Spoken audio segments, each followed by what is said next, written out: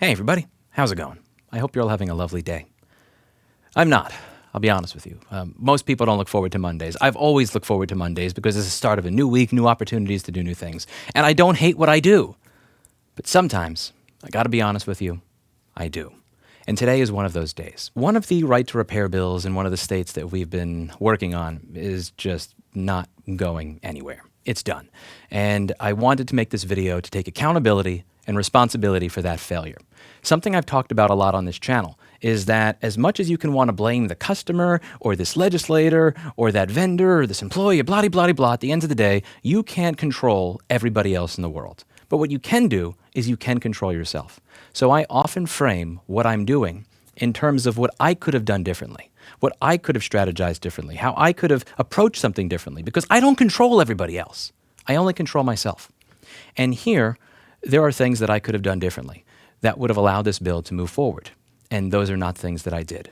I want to explain what that was, and I want to apologize for it, because a lot of you are trusting me to try and get something moved forward, and I believe that I've genuinely failed you.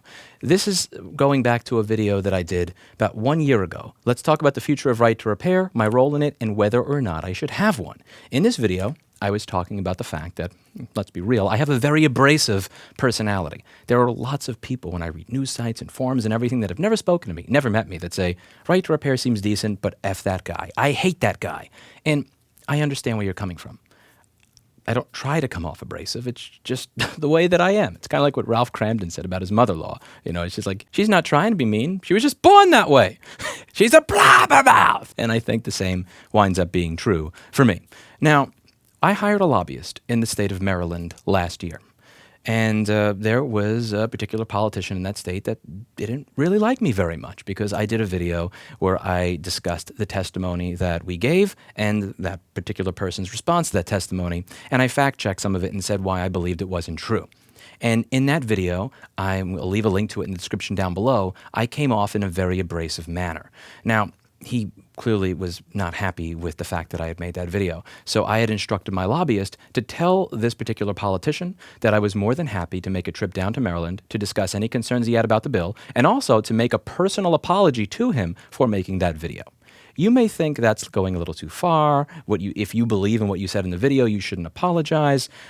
It's about apologizing for how you came off and how your words affected how somebody else felt.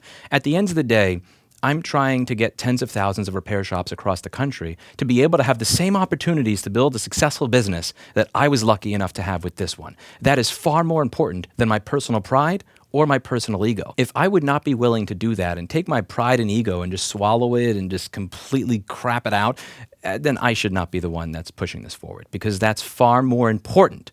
Getting what we want accomplished is far more important than my personal pride or ego. And they said, don't worry about it, water under the bridge, let's continue moving on. And I thought things were kind of moving through pretty well. Until recently, where it came up, yeah, you know what, I'm not really over that video, so we're not moving this forward at all. And at the end of the day, this does come down to me, because I control the personality that I have on YouTube. I control how I come off on YouTube. I control the way that I voice my criticisms of particular politicians. And I apologize for the effect that that has on all of you.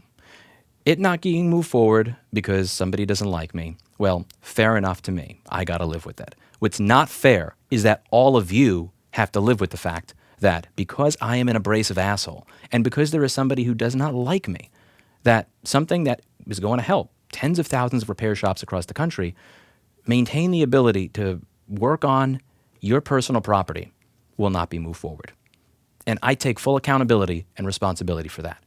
There are different ways that I can present myself, and I chose not to. In that moment, I wasn't thinking about how I presented myself, how I would come off, or how this would affect the possibility of something being moved forward into the future. Now, I've heard ruminations that this is also just about maybe some mean comments or something like that, but I mean, I've read Twitter. I see how people respond to politicians all the time. I don't buy that, and I also don't buy that this is about all of you. Because I've met you all. I've actually had the opportunity to have you come to free workshops that I've done, show up at meetups when I do around the country, or show up to free repair workshops. I've gotten to know you all. You are good, kind-hearted people. It's not you that he's mad at.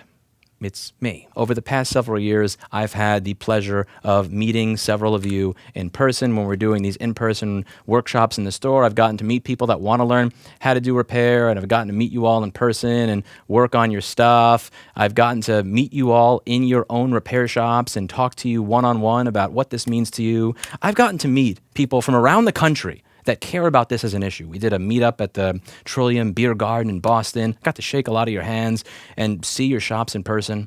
I know who the people in this industry are. I know that they're good people.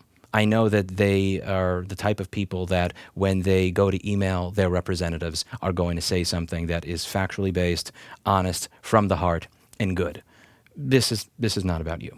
This, unfortunately, is about me and the way that I come off. And it's very clear that there's nothing I can do at this point to fix that in this particular state. And I'm sorry for that. Something that I have always tried to do with these videos is get you guys to feel like you are a fly on the wall for the process. Because there are many of you out there that care about this issue.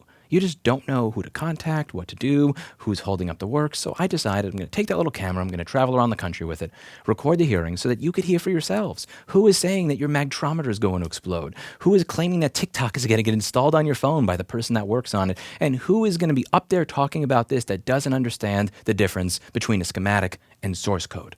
It was my hope that by doing this, I would get more people involved.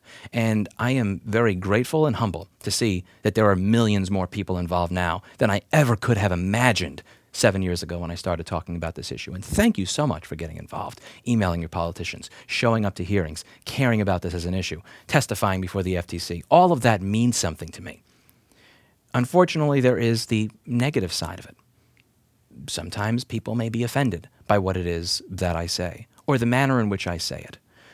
And sometimes that is going to lead to failures. I often get up here and do a video when I think that we have moved the ball forward, when we have done something good, when something gets noticed by the FTC, or the president does an executive order, or a bill gets introduced in this state, or somebody beats a politician that was against right to repair and then introduces a repair bill as a farmer. I'll get up here and talk to you about all of that because I'm excited. But for me to get up here and talk about the good news and then simultaneously hide the bad news that's directly attributable to me because somebody didn't like me, that, in my opinion, would be disingenuous, and it would kind of be a lie, which is why I feel that it's important for me to do this video and clear the air and apologize, because I'm 100% certain, 100%, that if I were not involved in this process, had I not made that video 2 years ago, that this bill may be moving forward.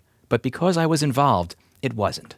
That's bad, that sucks, and I just need to tell you all that I fucked up, and I'm sorry. It's important to me that you understand that it is not your failure in organizing. It is not your failure in contacting politicians. It is not your failure to tell people that this issue matters. That is why this is not moving forward in Maryland. It is mine because I come off as an abrasive asshole. And I take accountability and responsibility for the fact that this is not moving forward. I will look to do better into the future. And I hope to have some better news to report about other states that we are working in. That's it for today. And as always, I hope you learned something. And thank you so much to everybody who has put in even the tiniest bit of effort, whether you're somebody who donated $1 to this campaign, even somebody who donated nothing. If you simply emailed your politician, you spoke to your friends or your family members, or you just helped somebody fix something that didn't work before so that they could experience the excitement, the little kick of dopamine you get when you save money, making something work again that you figured out on your own. It really does mean something. Thank you very much for watching. And as always, I hope you learned something. I'll see you all in the next video. Bye now.